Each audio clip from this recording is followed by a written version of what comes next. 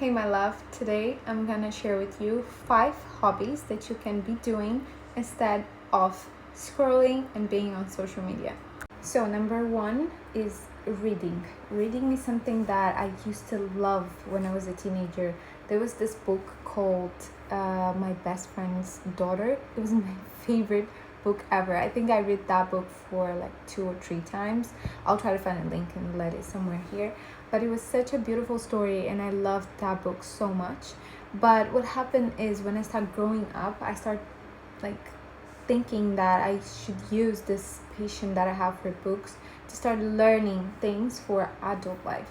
So I liked this book about manifestation, so I said like I'm gonna start reading that.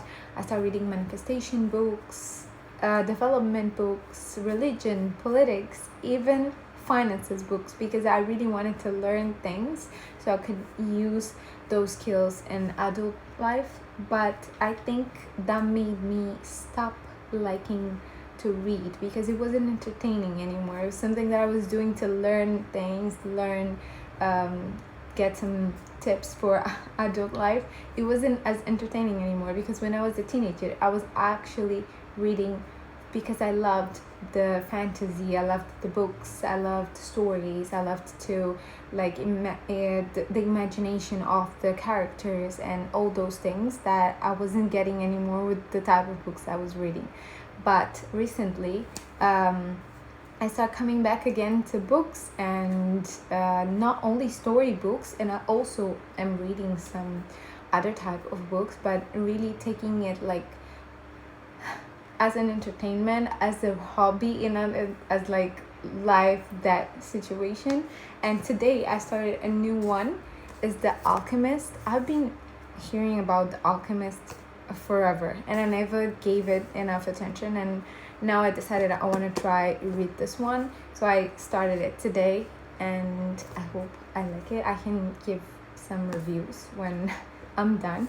And if you guys have any type of stories that you really like, some books that you want to share, you can leave it in the comments, and I'll be so happy to check it. Number 2 is painting. Painting is something that I always used to love doing, but never finding time to do it. It was college, it was work, it was a lot of excuses not to do it. And in my head, I always thought like I need hours to be painting, and I need materials to be painting. I used to paint when I was a teenager also, like growing up, but it was so like nothing. I was just like doing it sometimes. But I believe it helps me a lot with stress control. So I start going back by painting coloring books. I bought like some coloring books and some markers, and I start painting like that. Now I'm back on painting with canvas and with actual painting, like acrylic painting, and it's being so good. I'm finding more time to do those things because I'm trying to be out of my phone. So it doesn't really need to be something like, you don't need to finish a whole painting in one day. You don't need to do all that, and it doesn't need to be a professional. I think most of the times we don't do, or we don't start a hobby because we think we need to be like professionals on that. I have this problem. When I start something, I really want to be expertise in that, which is not gonna happen. I used to paint, but not as much, and right now I'm painting way more, and I'm actually loving it. I'm not painting with the coloring books that often, but I started with the canvas, and I'm loving it. And I also bought this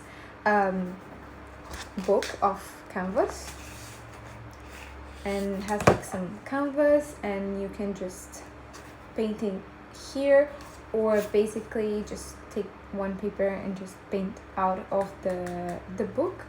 And I bought this because I'm trying to put my roommate into painting as well, because I want to have like a partner in this.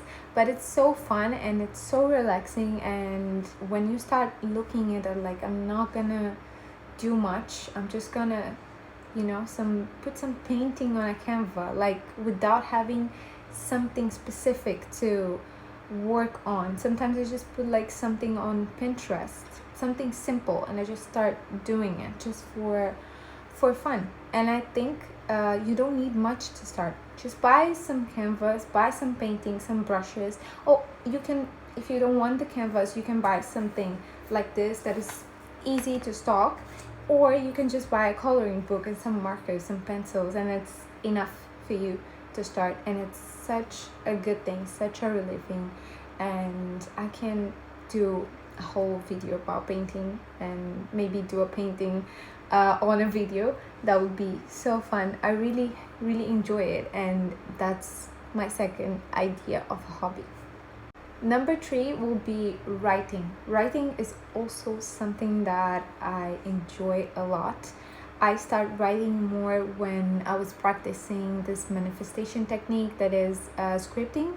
It's basically when you write things down as they are already happened in your life when you want to manifest something. So I started writing more because I was trying this technique, and I fell in love with writing. You can basically do scripting or do journaling, that is writing about your emotions and things like that. Or you also can be writing about a story or anything that you want. I feel like it's very relaxing, and also it opens up my creativity and my mind, especially when I'm doing scripting. It's something that I really enjoy doing. I really enjoy talking about something that I really want to happen as it already happened. I can feel all the emotions, and I believe that helps me a lot with manifesting some things. So I really would consider writing if you are someone that also thinks like that. I want to show you my scripting notebook. So basically what I do is I go to Pinterest and I download pictures of the things I want to talk about, the things I want to manifest, my goals, and I print them like small pictures and I glue them on a page. It can be one picture, two pictures, you decide, and I start writing next to it or around it, depends on where I glued the picture. But basically that picture helps me write more and feel the emotion about what I'm writing.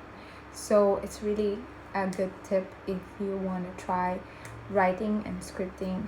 It's really beautiful. I really love to do it, but you don't need to script. You can talk about your emotions. That is something that is called journaling. You can write down a story. You can write down things about your day, like a diary. It's something so relaxing and so beautiful.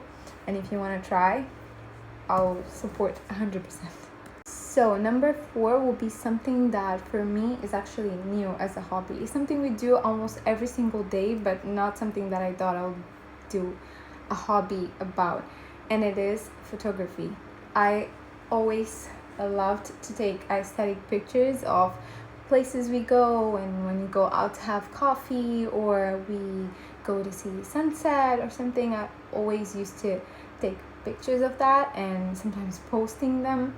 But when I saw this trend of people going out and taking pictures of things with specific colors, let's say I go out today and I'm gonna take pictures only of yellow objects, and that's when I thought, okay, I want to do it as a hobby now. I want to take pictures as a hobby, and not only taking pictures but printing the pictures and making album with the pictures with it, which I think is the exactly point of making it a hobby. If you have a camera, that I believe some people have cameras getting dusty somewhere in the house, take the camera. That is better than the phone. In my case, I don't have a camera, so I'm doing it with my phone. I was traveling recently and I'm so excited about doing an album about this trip. I'm selecting the pictures now. I took so many. I'm selecting some and I'm gonna make an album of that picture. So that's been really a very exciting hobby. It's not something that takes much of my time because I'm also not giving it too much attention. But for example, coming from a trip is being something that is really exciting, and I'm having the chance to review all the memories that we had from that trip, and it's very exciting, and as a hobby, amazing. And for last but not least, the number 5 will be cooking. or baking. I love baking, but I'm not very in love with cooking for myself. I love cooking for others, but I don't really enjoy cooking for myself that much, which I have to work on.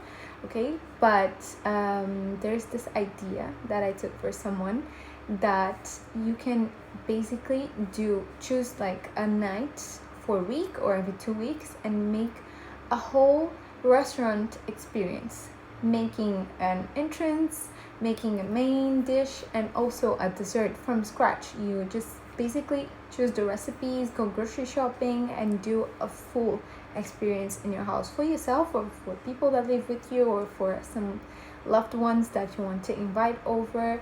I have to do that for me because I don't really do much cooking for myself, but I love baking, especially for others. So I think I'm gonna start doing it as a hobby and start cooking more and not just seeing cooking as a task of the day or something that I have to do, but something that could be also fun and a good experience. And it would be so nice to have one more hobby to share my experience with you guys. But that's it for today. I really wanted to share this 5 hobbies that I thought they were really special, and you guys maybe could use the ideas and start new hobbies or the things you liked to do when you were a child or a teenager that you don't do anymore.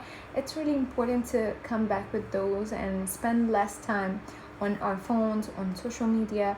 It's been a bit of a struggle for me for, I can say, a couple years, but now it's getting so much better, and I feel like it helped me a lot with my mental health, with the quality of my life. So if you can start something that you really enjoy doing, some hobby, it doesn't really need to get you some benefit like financially, for example.